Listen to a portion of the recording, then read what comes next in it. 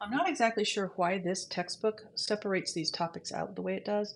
The first one in this section was, let's see, I think it was how to find exact values using double angle formulas. Then the second one was how to, oh, what was it? I just did it. Using double angle formulas to verify identities. So that sort of implies that there are sort of two things you can do with that double angle formulas. This one is called using reduction formulas to simplify an expression, which sort of implies that that's the only thing you can do with reduction formulas. In fact, you can simplify expressions, prove identities, what was the other one? Find exact values. There's all kinds of things you can do with any of these formulas, not just the ones from this section, but from all the sections, all the identities. Once you know these identities, you can use them in a whole bunch of different ways. So don't let the subsection titles of the textbook or the videos throw you, okay? The videos are titled this because the textbook uses these titles, and I'm trying to keep the two as close together as possible, as close to, I want to make it easy for you to follow, right? If you know you're in this section in the textbook and this is the title at the top of the video, then it's easy to say, oh yeah, I'm in the right place. So that's the reason that I'm using those titles. But why your textbook chose them, I'm not really sure. The implication there is that there's more restriction on how to use these formulas than there really is. Okay, so now we're talking about reduction formulas. So let's talk about what a reduction formula is. Well, I think the easiest way to do that actually is to show you how one is derived, first of all, and then talk about what it means, what a reduction formula is. So I'm going to start, as your textbook does, with the formula for the cosine of 2 theta. I know that that is cosine squared of theta minus the sine squared of theta. We did that, I think, 2 videos ago. That's the double angle formula. There are actually a couple of variations of this, and these are handy to know as well. So what happens if I change, let me do this. This is something I would normally do in class, but because we're doing much of our lecture in the video format, and we'll talk about things like this in class, I may or may not remember to do it. So let's go ahead and do it now. There's my Pythagorean identity, my primary Pythagorean identity, right? If I divide both sides by sine squared, I get 1 plus cotangent equals cosecant. If I divide both sides by cosine squared, I get tangent squared plus 1 equals, I have to think about this, 1 over cosine equals secant squared.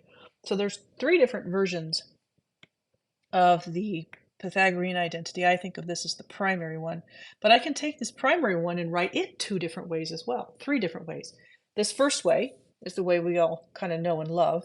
What happens if I subtract the sine squared of theta from both sides? Then I get another way to write cosine squared, 1 minus sine squared. Okay, so this is another identity. It's one that we have been using, it's just in a different form. Feel free to add it to your card, but it's going to take up a lot of space. If I start with sine squared theta plus cosine squared theta equals 1 and subtract cosine squared from both sides, I end up with sine squared theta equals 1 minus cosine squared theta. Now that may seem obvious. Once you see the arithmetic or the algebra being done there, it's pretty obvious. But these are forms in which you'll see these or discover that you want to use them fairly frequently. So it's actually worth keeping these in mind. Now, I'm going to use one of these. In fact, I'm going to use both of them, but I'm going to use one at a time. I'm going to rewrite cosine squared as 1 minus sine squared theta. That is, this cosine squared becomes 1 minus sine squared, and then I still have the minus sine squared theta. And if I simplify that, I get 1 minus 2 copies of sine squared theta. So another way to write the double angle formula for cosine is as 1 minus sine squared theta. Another way, cosine of 2 theta, we'll start with cosine squared theta minus sine squared theta, is to substitute in for sine squared. Replace sine squared with 1 minus cosine squared of theta. Now, I have to be careful here, and I almost did this myself, so I'm going to point it out. I just subtracted, well, let me do it this way. Here's cosine squared of theta. This is an algebra error that I almost made. Here's my minus, and what did I subtract? Sine squared of theta. I rewrote that as 1 minus cosine of theta, and that has a minus in it, right? It has a sign in it. There's a subtraction sign there, so I need to make sure that goes into parentheses. That then becomes cosine squared of theta minus 1 plus cosine squared of theta, which is 2 cosine squared of theta minus 1. So there is another way to write the cosine's double angle formula. It turns out this is the only one that has that much flexibility of the double angle formulas, but they're worth knowing. So for the moment, at least for your notes, if not for your note card, you may want to make a note that cosine of 2 theta can be written as 1 minus sine 2 sine squared, and that cosine of 2 theta can be written as 2 cosine squared minus 1. I think what I'm going to do now is take all of these reformulated expressions, these ones as well, and I'm going to write them over here in a list, and that's going to free up this space here because we haven't even started talking about the reduction formula yet. Okay, let's go back to the cosine of 2 theta, and I'm going to choose to write it using the identity you see here. Cosine of 2 theta can be written as 1 minus 2 sine theta, 2 sine squared of theta, so 1 minus 2 sine squared of theta. Then we're going to add 2 sine squared of theta to both sides. 2 sine squared theta. And while I'm at it, I think you can handle this algebraically. I'm going to subtract the cosine of 2 theta from both sides. Oops. I wrote 2 cosine theta. Cosine of 2 theta. So now I have this 1 that I haven't moved.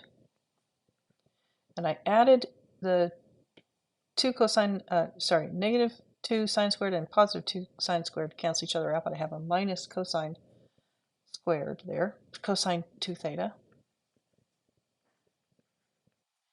And on the left-hand side, I have a cosine 2 theta and a minus cosine 2 theta, but I have a 2 sine squared, 2 sine squared theta. And then I'm going to divide both sides by 2.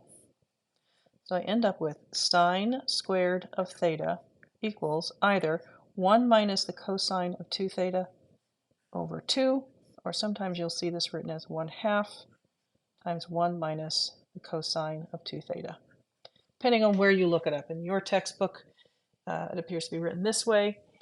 If you look it up online or if you look it up in a different textbook, sometimes you see it written this way, but it means the same thing.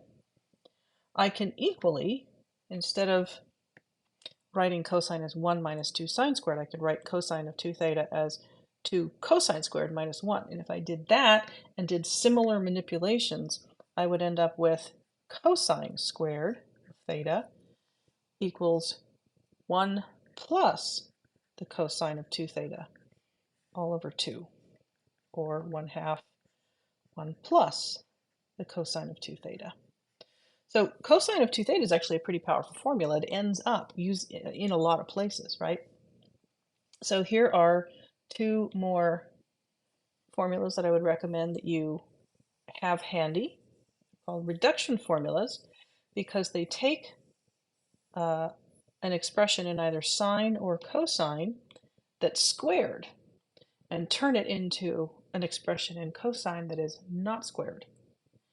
How you use this will be to plug an angle in here. So if you're given, say, pi over 6, when you double that, you get pi over 3, and you can still take its cosine, right? Notice that these 2 formulas are the same with the exception of this one being negative and this one being positive. This one has a minus in it, this one has a plus in it. So again, good formulas to write down so that you have them handy.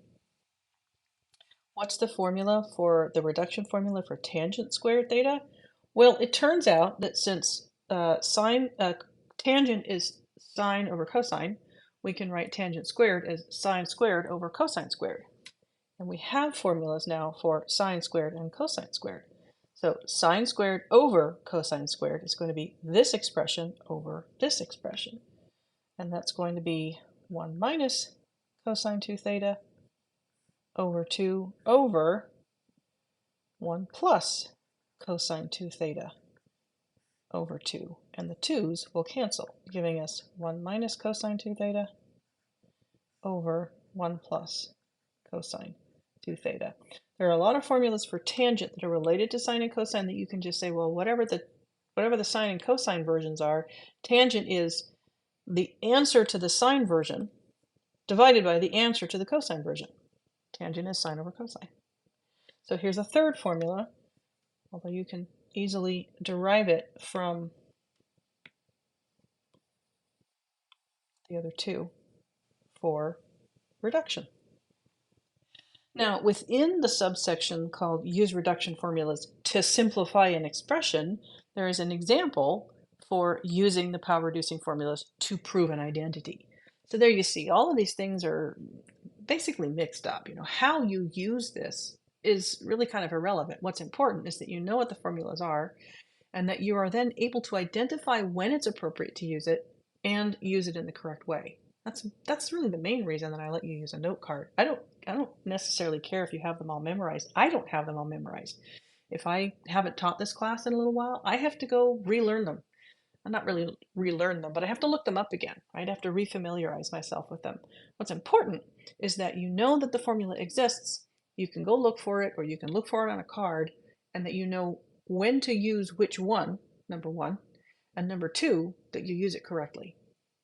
The example here, example 6, using the power reducing formulas to prove an identity, I think that is really good classroom material. So I think we'll skip that example for right now, which means that this video can be over and we can start talking about the half angle formulas.